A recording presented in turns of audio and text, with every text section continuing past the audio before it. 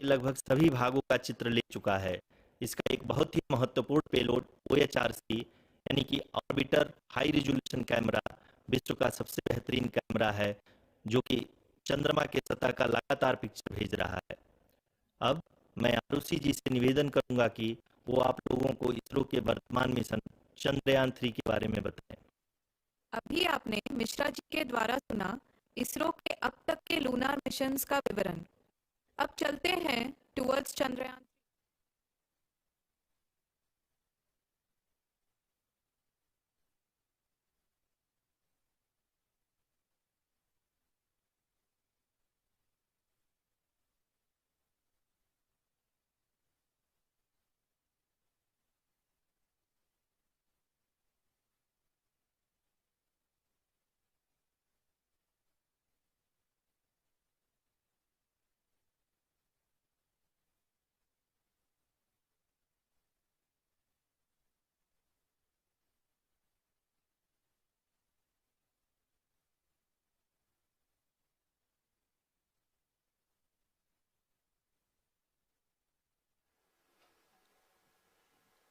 नमस्कार।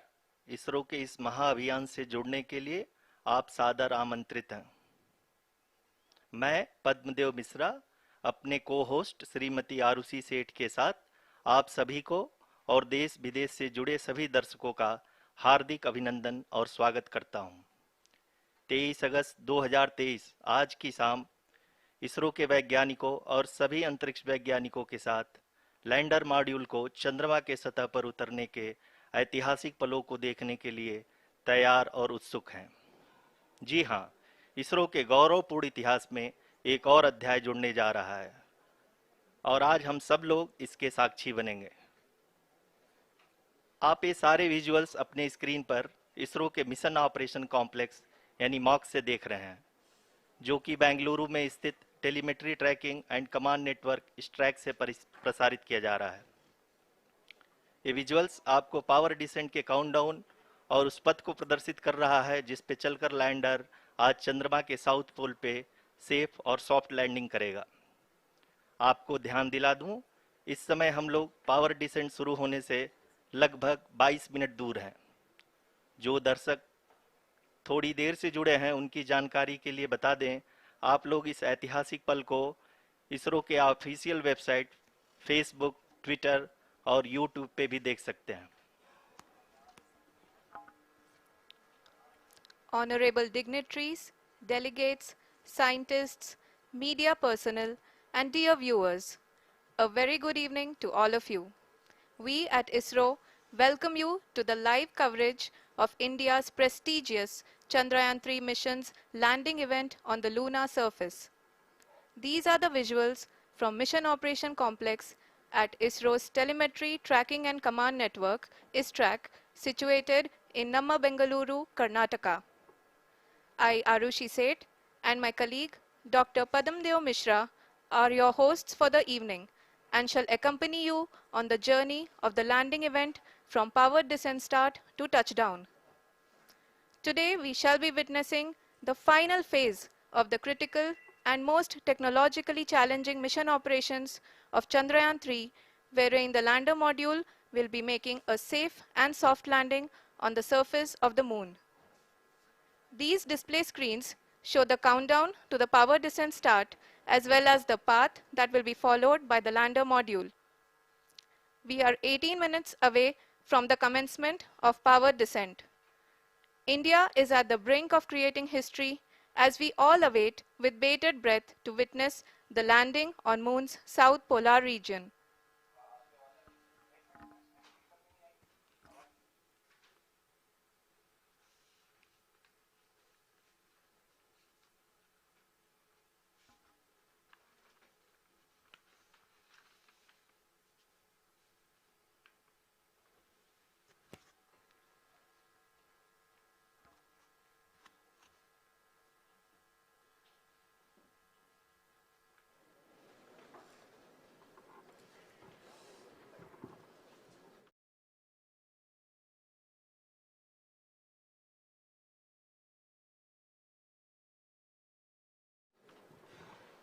इसरो का पहला मून मिशन चंद्रयान 1 अक्टूबर 2008 में पीएसएलवी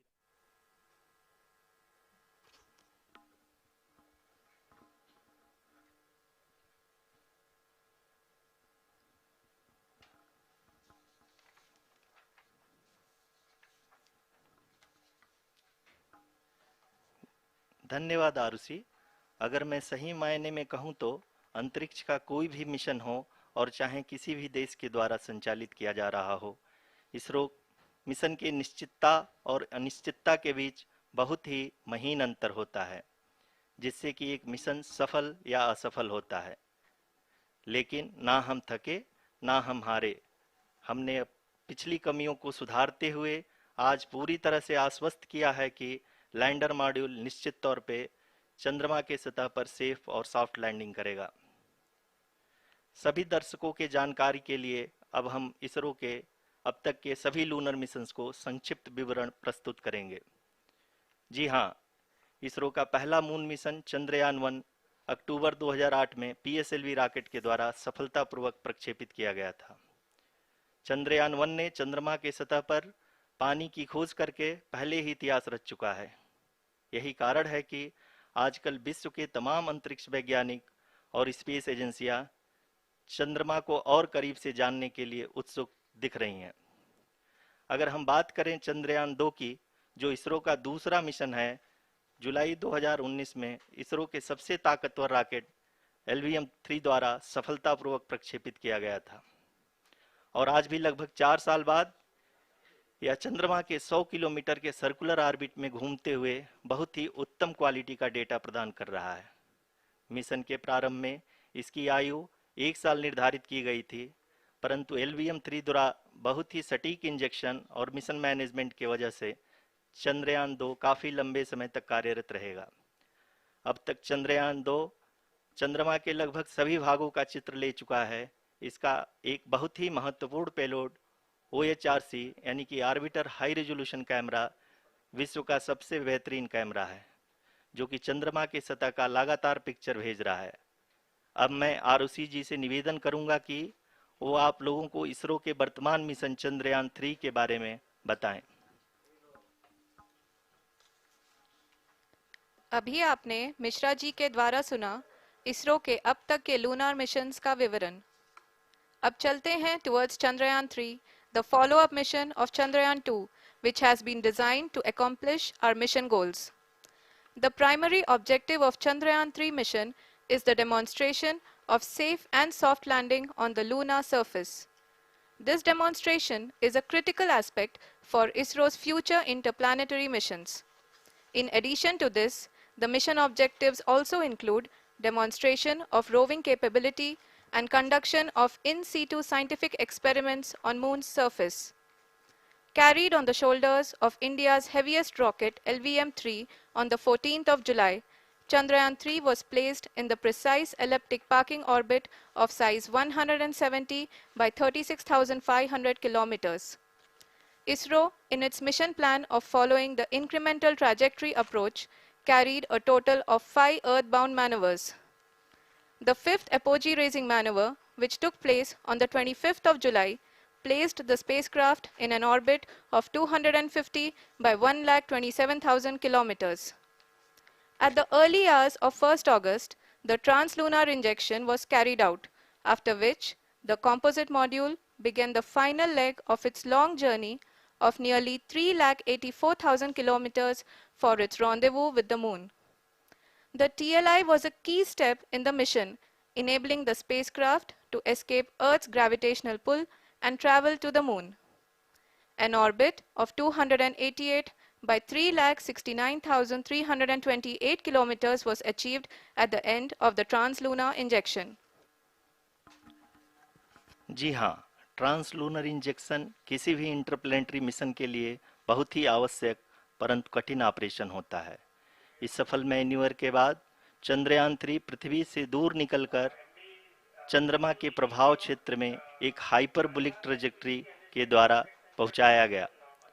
पुनः 5 अगस्त 2023 को लूनर ऑर्बिट इंसर्शन के द्वारा चंद्रयान-3 को 160 किलोमीटर के पेरिलून और 18,000 किलोमीटर के अपोलून के साथ चंद्रमा के इलिप्टिकल ऑर्बिट में स्थापित कर दिया गया।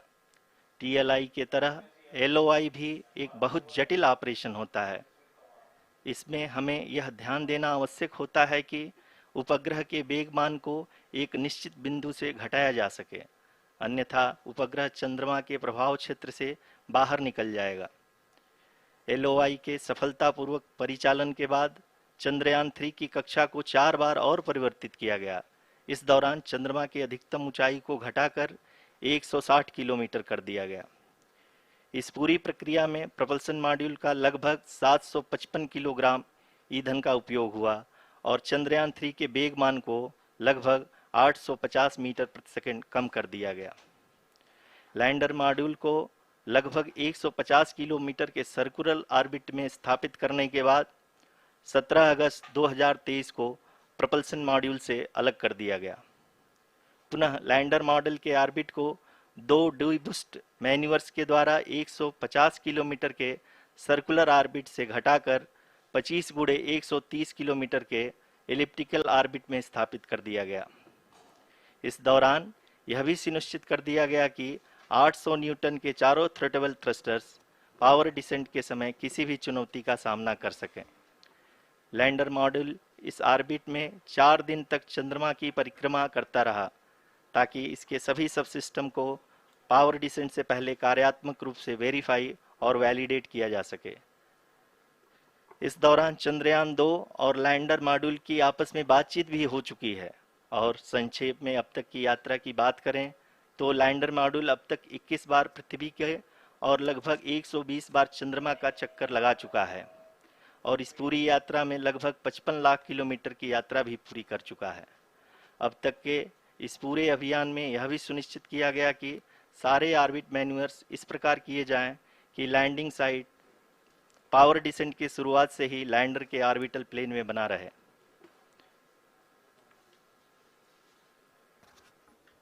Make it further that is true indeed. We have arrived at the crucial juncture wherein the orbit plane contains the desired landing site at the start of powered descent. We are also happy to announce that live images from the Chandrayaan 3 lander imager camera is being received continuously. The demonstration of soft landing on the moon's surface is no ordinary feat due to the innumerable challenges and complexities involved. The lander velocity has to be killed from nearly 6,048 kilometers per hour without any aid from the thin and tenuous moon's atmosphere. The lunar dust at the time of landing and the craters and boulders scattered over the moon's surface make it further complicated to achieve this. The new and improved Chandrayaan 3 design has been built after envisaging all the scenarios which the lander module can encounter. With several software improvements, provision for full-level redundancies, a plethora of special tests, namely the integrated hot test, integrated cold test, and lander leg drop tests were carried out for the lander module. The success of these tests has provided great confidence in the performance of all the onboard sensors, propulsion system, and associated guidance, control, and navigation algorithms. The key findings during the tests have enabled to improve the overall system performance. The largely unexplored south pole of the moon has been chosen as the intended landing site since there is a possibility of finding ice and other minerals which would be vital resources for future explorers. Apart from continuing investigations pioneered by Chandrayaan 1 and Chandrayaan 2, the Chandrayaan 3 mission will also provide invaluable data to the science community around the world. Let us give our viewers a glimpse on the configuration of Chandrayaan 3 mission.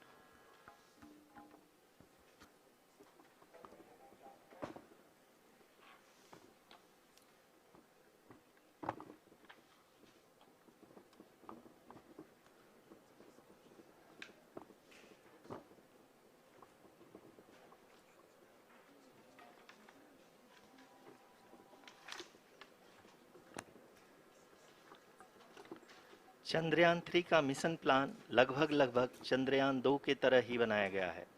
यहाँ यह भी सुनिश्चित किया गया है कि चंद्रयान 3 को rocket से अलग होने से लेकर के चंद्रमा के निकटतम कक्षा में स्थापित होने तक सारी गतिविधियां चंद्रयान 2 के तरह ही हों।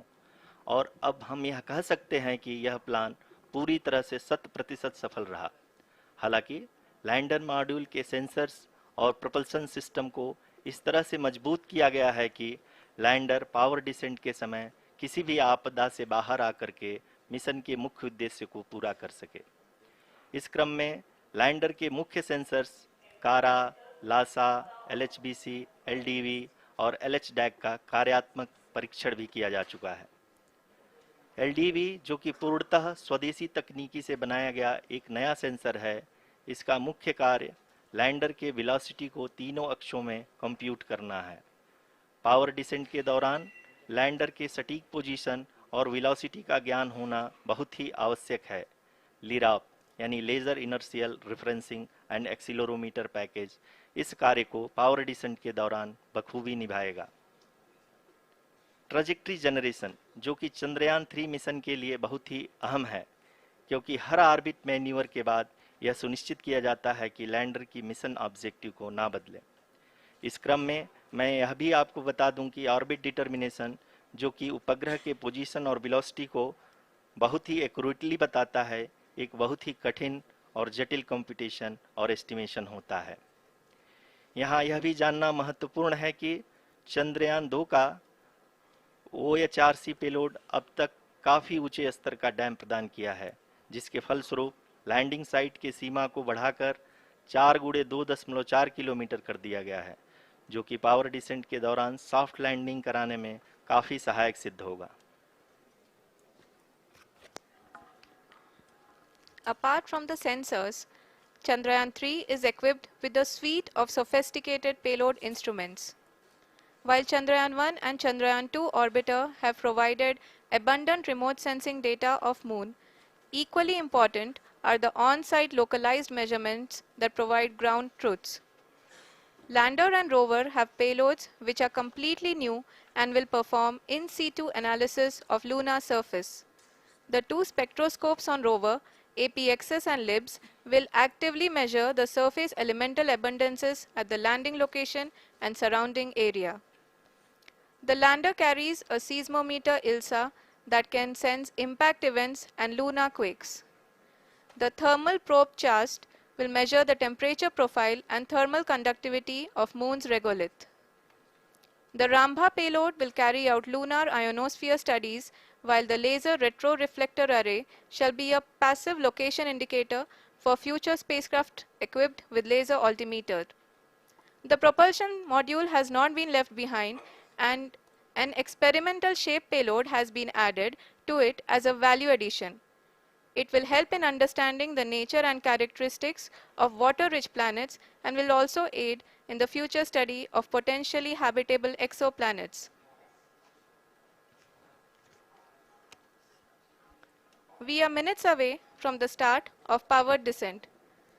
The entire powered descent shall be carried out by the onboard autonomous landing sequencer, or ALS, which is a series of instructions preloaded to the lander module. These instructions include the commands to be executed, data to be collected and analyzed, and decisions to be made and executed autonomously throughout the powered descent.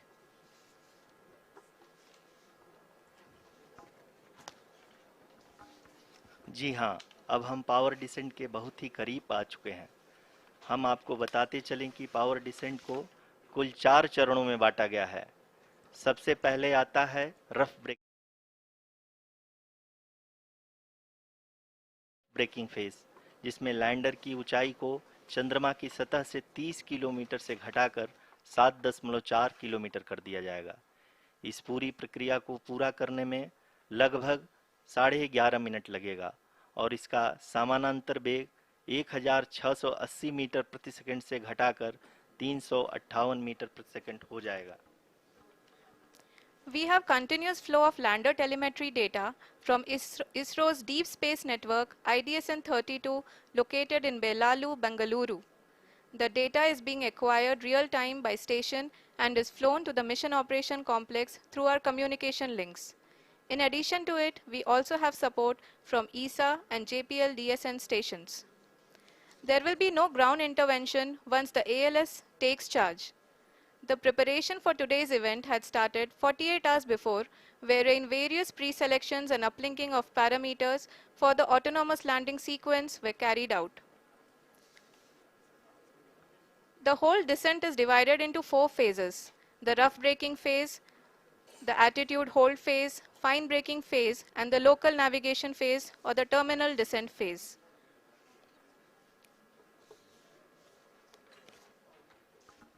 जी हाँ, attitude hold phase, जो कि power descent का दूसरा चरण है, एक बहुत ही महत्वपूर्ण फेज है। इस 10 सेकंड के स्मॉल ड्यूरेशन के दौरान लैंडर के दो महत्वपूर्ण सेंसर कारा और लासा लैंडर की ऊंचाई की गणना करेंगे। इस फेज के पूरा होते ही लैंडर चंद्रमा के सतह से कुल 6.8 किलोमीटर की ऊंचाई पर होगा। During the rough braking phase, the lander velocity shall be brought down from 1680 meters per second to 358 meters per second. The altitude will be brought down from 30 kilometers to 7.4 kilometers at the end of rough braking.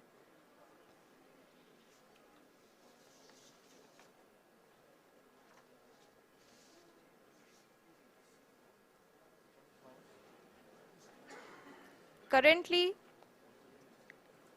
we can see the scientists are analyzing the lander data.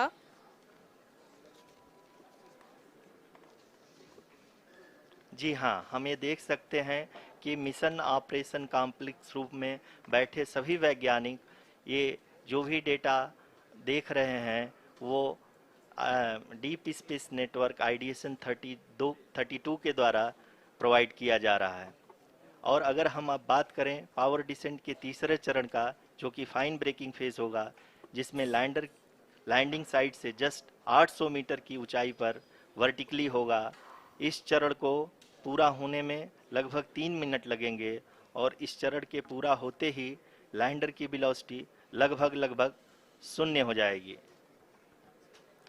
The scientists here at ISTRAC are glued to their systems, analyzing all sorts of complex data. We are very close to the powered descent, to the start of the powered descent phase.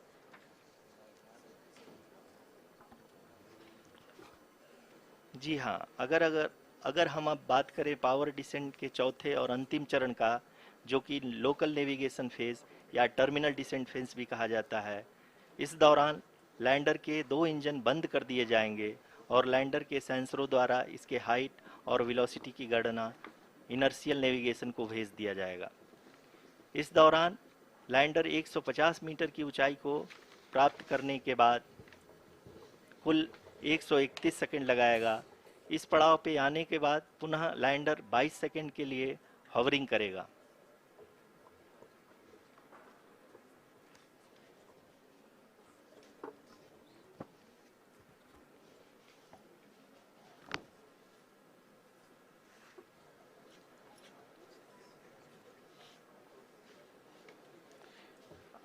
आप इस समय अपने screen पे mission operation complex में बैठे सभी मान्यगणों को देख सकते हैं, जो कि बहुत ही उत्सुकता के साथ टेलीमेट्री डेटा को देख रहे हैं।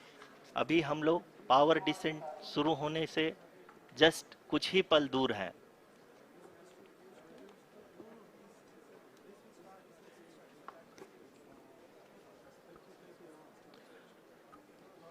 पावर डिसेंट शुरू होने में लगभग 30 सेकंड ही बचा है और हमको ये सारे data mission operation complex room में आईडीएसन 32 के द्वारा, जो कि लगातार लैंडर के कनेक्शन में बना हुआ है, प्रदान कर रहा है। Dear viewers, the pivotal power descent has begun and the lander module is propelling towards the moon's surface along the intended trajectory.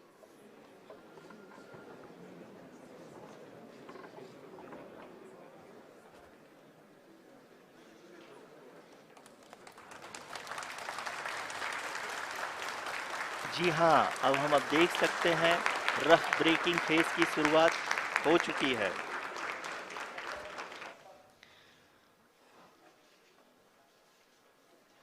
During this rough braking phase, The lander velocity shall be brought down from 1680 meters per second to 358 meters per second.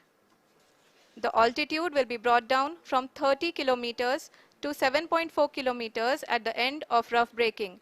All this in the duration of 690 seconds or 11.5 minutes. Currently, the Laser Inertial Reference and Accelerometer package (LIRAP) is aiding in the navigation. जी हाँ, अभी आप अपनी screen पे देख सकते हैं कि lander अब तक कुल 191 किलोमीटर हॉरिजेंटल दिशा में चल चुका है और अभी तक इसकी वेलोसिटी लगभग 31 किलोमीटर बनी हुई है।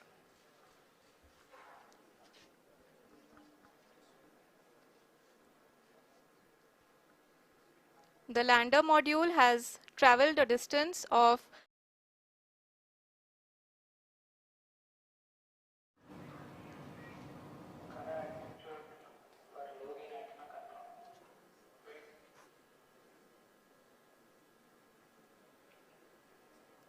जी हाँ, अभी आप देख सकते हैं कि लैंडर की ऊंचाई लगभग 1 किलोमीटर के आसपास है।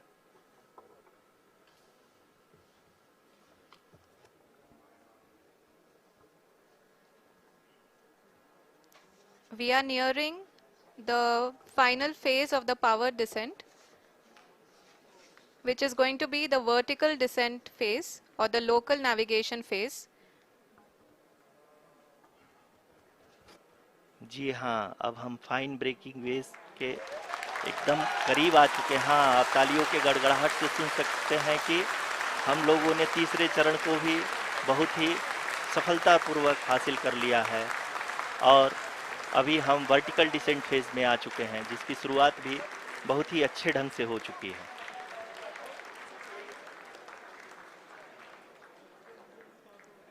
Lot of applause indicates that till now the performance has been nominal. We are in the vertical descent phase 1. The altitude is being brought down from 800 meters and we are nearing and approaching the lunar surface. जी, आप अपने screen पे देख सकते हैं कि lander का height लगातार कम होता जा रहा है। इस समय हम लैंडिंग साइट के जस्ट ऊपर हैं और इस समय इसकी ऊंचाई लगभग 600 मीटर के आसपास है। इस फेज के दौरान लगभग 150 मीटर के ऊंचाई पे पहुंचने के बाद लैंडर अगेन लगभग 20 से 22 सेकंड के लिए हॉवरिंग करेगा। We are above the landing site. The horizontal as well as the vertical velocity is now being constantly reduced. And the lander module has begun its descent towards the landing site.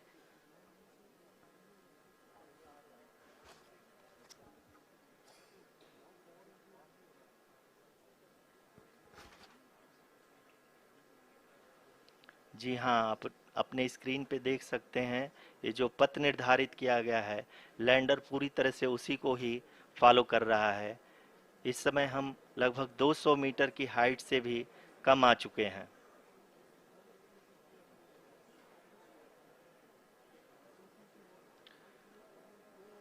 अब हम ये देख सकते हैं कि हम लगभग 150 metre की ऊंचाई पे हैं चंद्रमा के सतह से।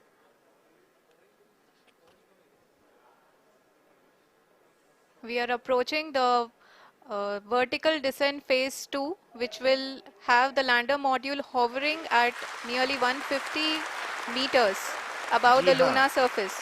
जी हाँ, आप इस तालियों के गड़गड़ाहट को सुन सकते हैं, जो कि सेकेंड हाइब्रिड फेज के कंप्लीट होने के बाद इन सारे वैज्ञानिकों के द्वारा की जा रही है।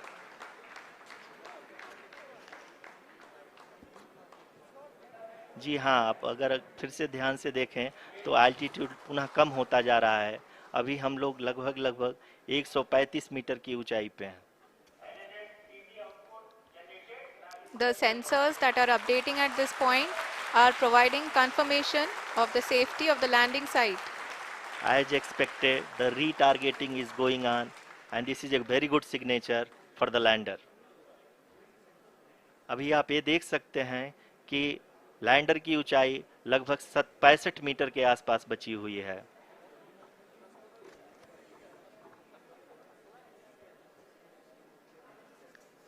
Currently, only two engines are now being fired, and we are nearly at zero velocity, vertical and horizontal. We were hovering, and now we are approaching the moon's surface. धीरे धीरे लैंडर की वेगमान को कम किया जा रहा है और हम अब लगभग 50 मीटर से भी कम आ चुके हैं। We can see the Honorable Prime Minister, Shri Narendra Modi ji, who is here to encourage us, and he is critically looking at the visuals.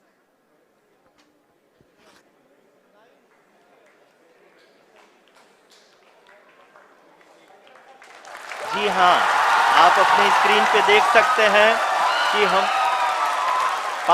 Lander module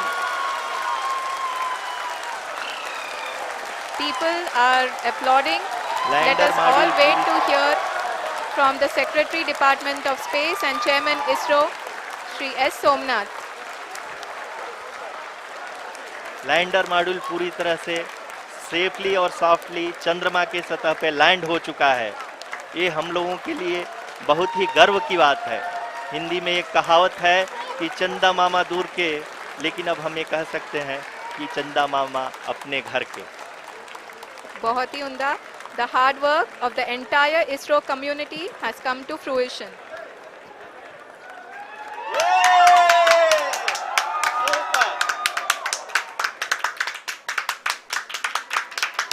आदरणीय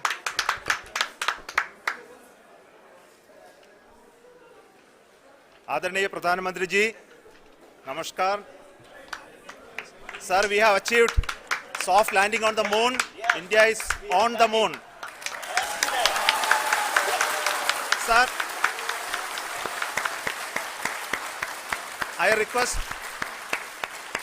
our Honorable Prime Minister to address us and bless us. Thank you, sir.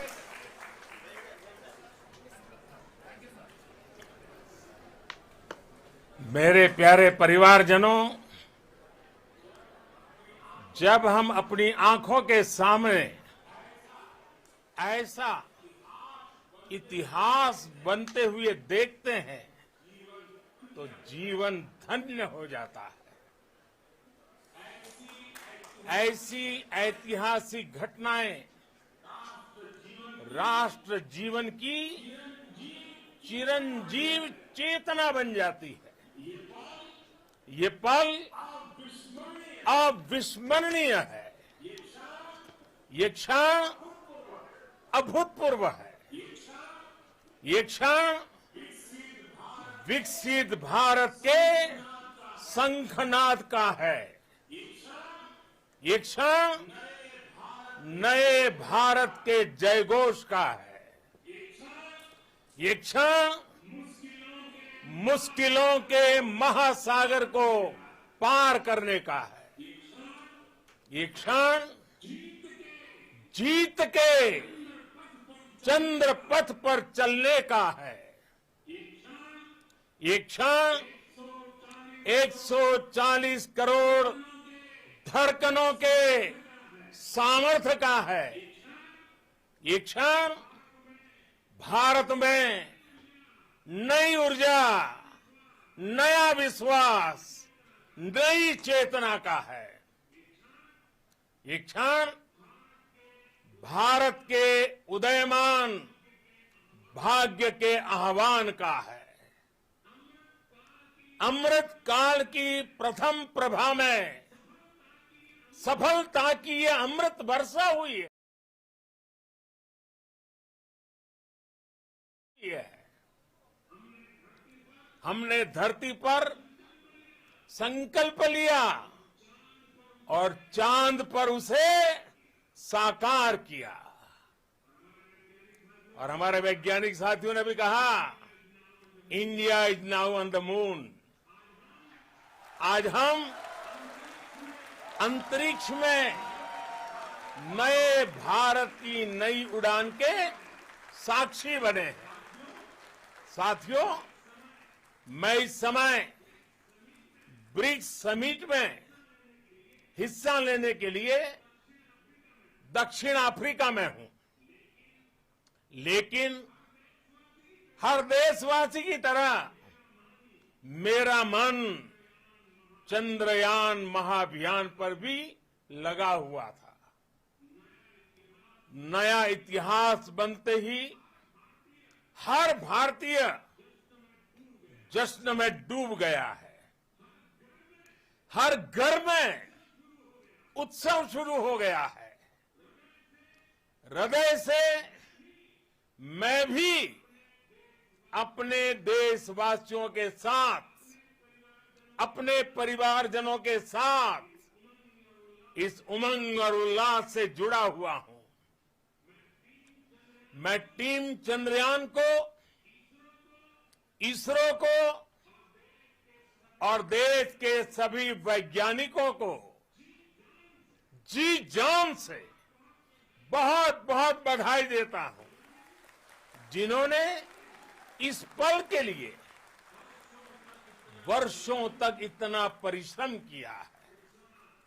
उत्साह, उमंग, आनंद और भावुकता से भरे इस अद्भुत पल के लिए मैं 140 करोड़ देशवासियों को भी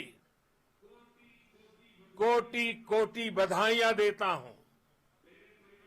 मेरे परिवारजनों, हमारे वैज्ञानिकों के परिश्रम और प्रतिभा से भारत चंद्रमा के उस दक्षिणी ध्रुव पर पहुंचा है, जहां आज तक दुनिया का कोई भी देश नहीं पहुंच सका।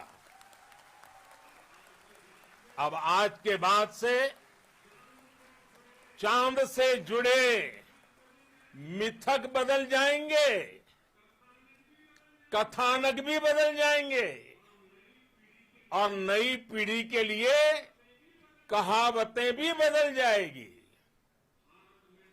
भारत में तो हम सभी लोग धरती को मां कहते हैं और चांद को मामा बुलाते हैं। कभी कहा जाता था, चंदा मामा बहुत दूर के हैं। चंदा मामा बहुत दूर के हैं। अब एक दिन वो भी आएगा जब बच्चे कहा करेंगे, चंदा मामा बस एक टूर के हैं। Friends, on this joyous occasion, I would like to address all the people of the world, the people of every country and region. India's successful moon mission is not just India's alone. This is a year in which the world is witnessing India's G20 presidency. Our approach of One Earth,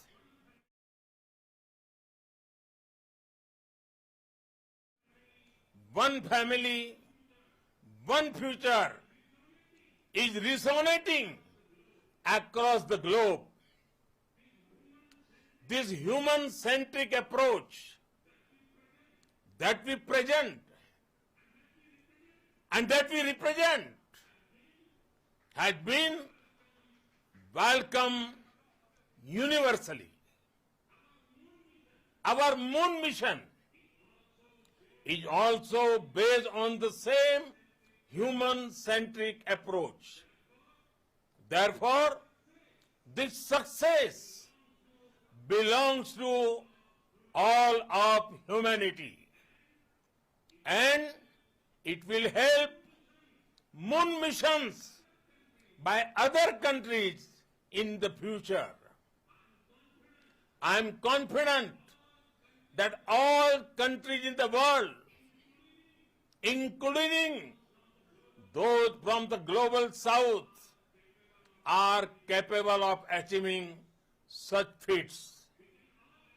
We can all aspire for the moon and beyond. मेरे परिवारजनों, चंद्रयान महाअभियान के ये उपलब्धि भारत की उड़ान को चंद्रमा की कक्षाओं से आगे जाएगी। हम हमारे सौर मंडल की सीमाओं का सामर्थ्य परखेंगे और मानव के लिए ब्रह्मांड की अनेक संभावनाओं को साकार करने के लिए भी जरूर काम करेंगे। हमने भविष्य के लिए कई बड़े और महत्वाकांक्षी लक्ष्य तय किए हैं। जल्द ही सूर्य के विस्तृत अध्ययन के लिए ISRO Aditya L1 mission launch करने जा रहा है। इसके बाद शुक्र भी इसरो के लक्ष्यों में से एक है। गगनयान के जरिए देश अपने पहले ह्यूमन स्पेस फ्लाइट मिशन के लिए भी पूरी तैयारी के साथ जुटा है। भारत बार बार ये साबित कर रहा है कि sky is not the limit. साथियों, साइंस और टेक्नोलॉजी देश के उज्जवल भविष्य का आधार है। इसलिए आज के इस दिन को देश हमेशा हमेशा के लिए याद रखेगा। यह दिन हम सभी को एक उज्जवल भविष्य की ओर बढ़ने के लिए प्रेरित करेगा। ये दिन हमें अपने संकल्पों की सिद्धि का रास्ता दिखाएगा। ये दिन इस बात का प्रतीक है कि हार से सबक लेकर जीत कैसे हासिल की जाती है। एक बार फिर देश के सभी वैज्ञानिकों को बहुत बहुत बधाई और भविष्य के मिशन के लिए ढेरों शुभकामनाएं।